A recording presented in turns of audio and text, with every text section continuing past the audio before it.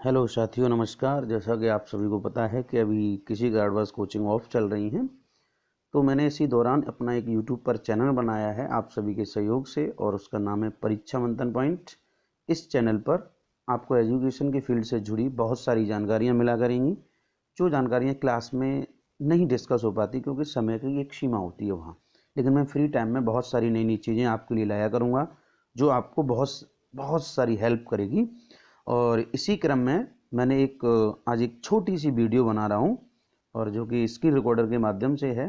जैसा कि आप सभी को पता है, प्रत्येक शनिवार को हमारे यहाँ एक पेपर होता है जिसमें स्टूडेंट को पढ़ाई के अतिरिक्त बहुत सारी चीज़ें मिलती हैं, जैसे उसकी एक्यूरेसी कैसी है, उसकी स्पीड क्या है, कितना मार्क्स बनता है उसका नेगेटिव काट के, या प्रेशर हैंडलिंग, ये सारी बहुत सारी चीज़ें बनती हैं। तो इस बार नहीं हो पाया, लेकिन मैंने ऑनलाइन मोड में कराने का प्रयास किया था, जो कि आप सभी लोगों ने किया भी है, और सभी ने अपने अपने रिजल्ट्स भी मेरे पास भेजे हैं, जो कि बहुत शानदार है, नेगेटिव 1/4 की काटते हुए। और इस पेपर का मैं डिस्कशन आज कराता हूं। तो सबसे पहले मैं इस पेपर को डिस्कस करता हूं, और इस पेपर का जो डिस्कशन होगा वो होगा सबसे पहले रीजनिंग के पोर्शन से शुरू। चलिए, रीजनिंग के क्वेश्चंस 25 क्वेश्चन थे। तो आप सभी को पता है कि बहुत ज़्यादा हाई लेवल नहीं था, एक नॉर्मल लेवल था, बेसिक लेवल था एसएससी की रीजनिंग का। सबसे पहला जो क्वेश्चन है वो है आपका बी बोर्ड मॉस नियम पे आधारित है, और आप सभी इसको बहुत अच्छी तरह करते हैं। चिन्ह जैसे बोला जा रहा है वैसे चेंज करें, और इसको अपने गणित के तरीके से सॉल्व कर दें, तो इसका आंसर हो जाएगा 65, जो कि ए ऑप्शन है। और दूसरा वाला क्वेश्चन है वो मिरर इमेज वाला है, जो कि आपने बहुत सारे क्वेश्चन इस तरह के केयर कर रखे हैं। इसको आप मिरर की तरफ ही पलट दें चित्र को, और जैसा दिखने लगे वही उसकी मिरर इमेज है, तो इसका ऑप्शन होगा सी। तीसरा क्वेश्चन है वो है सार्थक क्रम लगाना है भाई, वो भी आरोही क्रम में। तो शब्दों को आरोही क्रम में लगाने का मतलब पहले पता होना चाहिए कौन सा बड़ा है और कौन सा छोटा है। तो सबसे पहले देख लेते हैं। वार्षिक यानी एक वर्ष का समय 365 दिन, पाक्षिक 15 दिन का समय, मासिक एक महीना यानी 30 दिन का समय, दैनिक एक दिन का समय, और साप्ताहिक वो होता है 7 दिन का समय।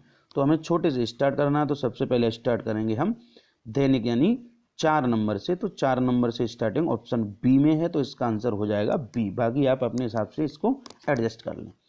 चौथा क्वेश्चन है कि आपको संबंधित शब्द छांटना है। गर्म और उष्ण में एक समानता है, गर्म को हम उष्ण भी कह सकते हैं। तो उसी प्रकार जलवायु और मौसम में भी एक समानता है, जलवायु और मौसम को वैसे तो अलग अलग हैं लेकिन एक कह सकते हैं।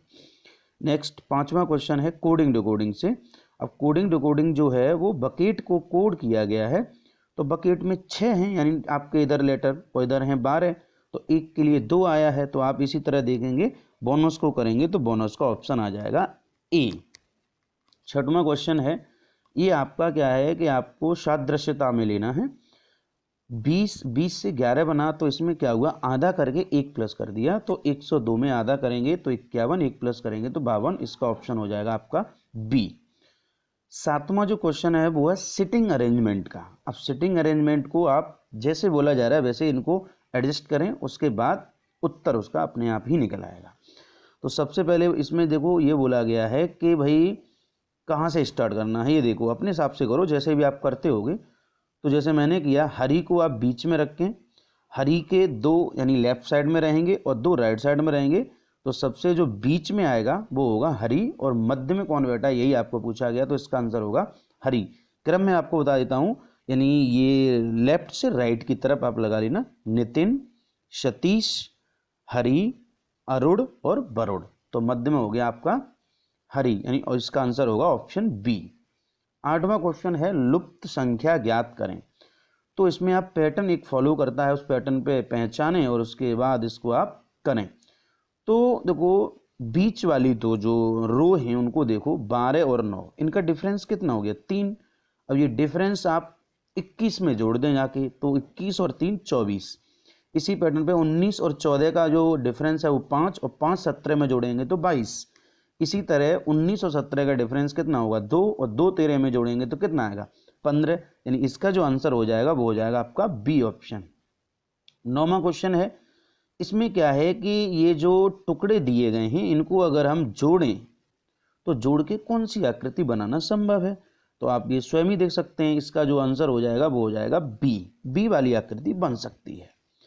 अगला 10वां क्वेश्चन है, ये श्रृंखला परीक्षण का है। तो इसमें आप देखें अल्फ़ाबेट पे आधारित है, प्लस प्लस हो रहा है 3 3 और 3 3 प्लस करेंगे तो इसका आंसर हो जाएगा BAC यानी ऑप्शन बी। 11वां क्वेश्चन है ये नंबर सीरीज का है। तो आप इसमें भी पैटर्न को देख लें, पहले 6 प्लस हो रहा है, फिर 9, फिर 12, फिर 15, इसी क्रम में। तो इसका जो आंसर वो निकल के आएगा वो आएगा 33 यानी कि ऑप्शन डी ऑप्शन। 12वां क्वेश्चन है कि ये जो प्रश्न आकृति आपको दिख रही है, अगर ये देखा जाए निकाला जाए तो कौन से ऑप्शन में मिल सकती है। तो आप स्वयं ही देख सकते हैं, ये जो आकृति है ए ऑप्शन में मिल सकती है। अगर देखोगे आप ध्यान से तो ए में से बन सकती है। 13वां क्वेश्चन है कि कौन सा शब्द नहीं बनाया सकता। तो आप नेशनल में ओ देख रहे हैं, तो ओ तो उसमें है नहीं, इसका मतलब नेशनल नहीं बन सकता। तो आंसर होगा इसका डी।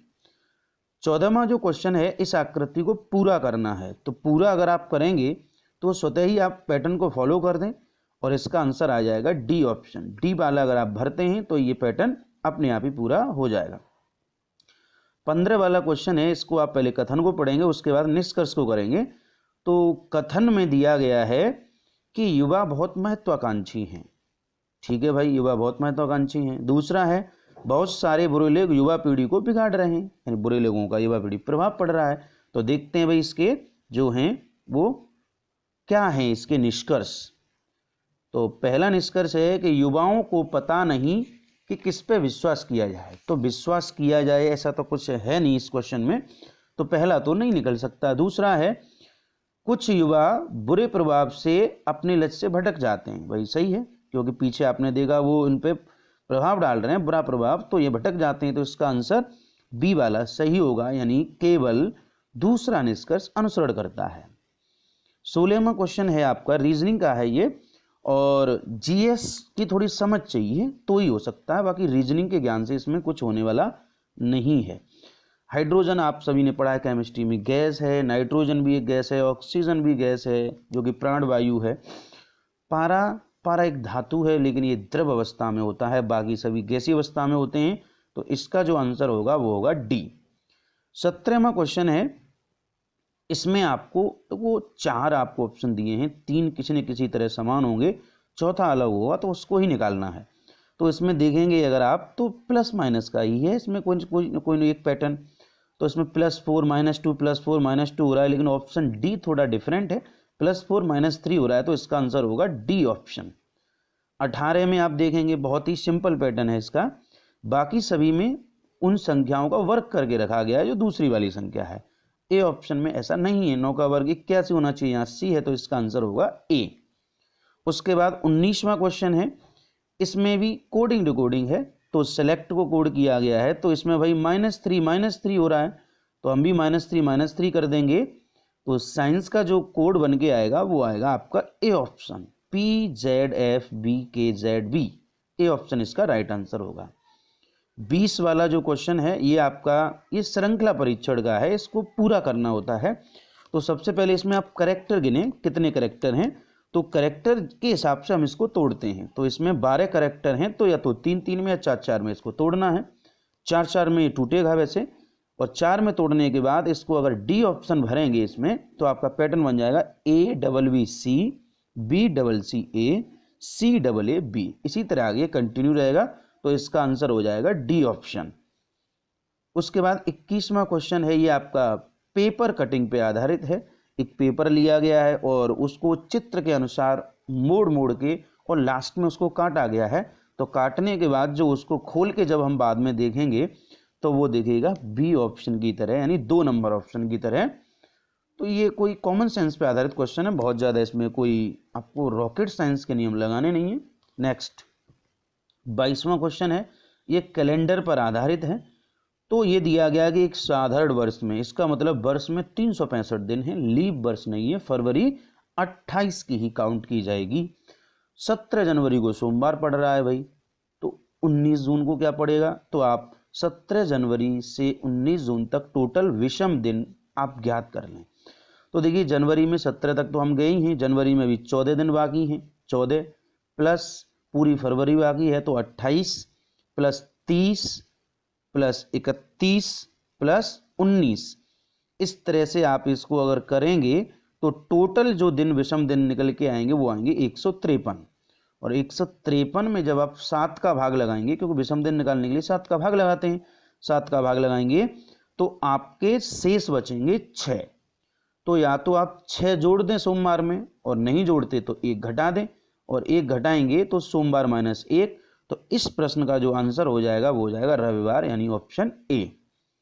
23 वाला जो क्वेश्चन है बैन आरेख से रिलेटेड है।